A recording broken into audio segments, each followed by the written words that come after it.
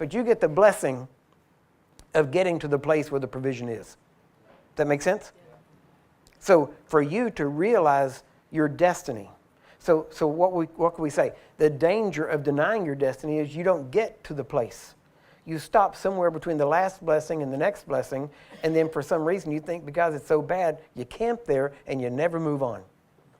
And then the rest of the time now, at that point, it's real easy. You can start getting bitter. You start saying, well, God knows. Why didn't he help me?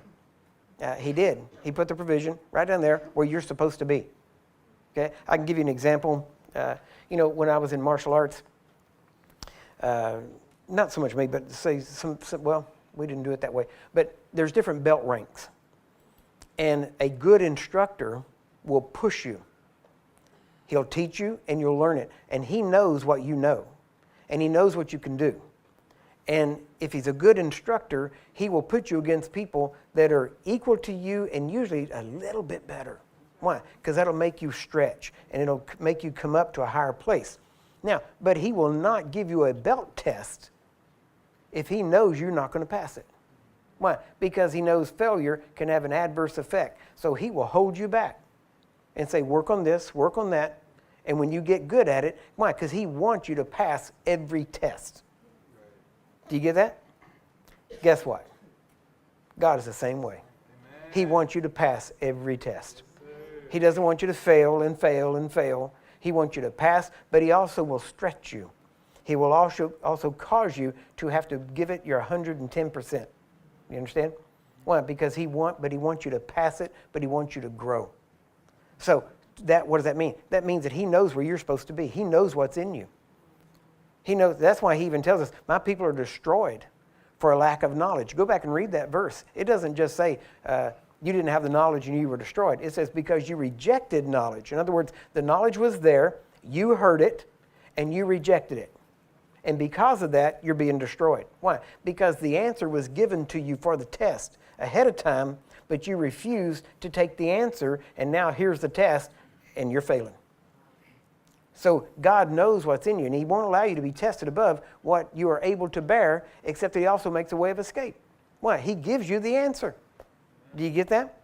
This is how God does. He wants you to pass the test.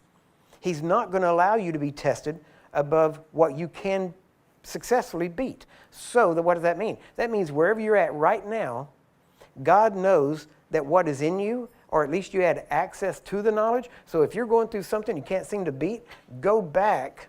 Don't let this great salvation slip. Don't let the things you've heard slip and neglect the salvation, the deliverance that God has provided for you.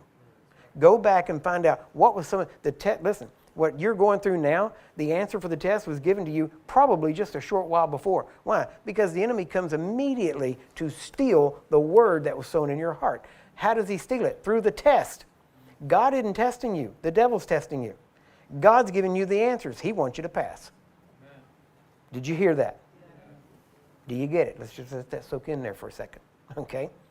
God is for you, and he wants you to pass the test. And he's given you the knowledge. Now, you may have rejected. You may have heard it and reject. How do you reject it? Not just by saying, I don't want it, I don't believe it. Sometimes it's just letting these things slip. This little thing there says, well, I don't have to watch my words. It's not that big. I mean, come on. No, it is a big deal. Why? Because your words will be a snare unto you. Or they can be life and health to all your flesh. It's your choice, not God's choice. God's given you the choice. He said, behold, I put before you this day blessing and cursing, life and death. You choose. Right. So when you start going through all the problems, God, why'd you do it? No, you. Why'd you do it? Well, see, but God, I didn't choose to be sick. Yeah, you did. Every time you said, well, that just makes me sick. I just tell you what, I tell you what, if the flu comes around, I'll be the first one to catch it. Yeah, guess what? You might not be the first, but you're in the list up at the top, right? Why? Because that's what you say. You're snared by the words of your mouth. It's that simple. So say what you want, not what you have.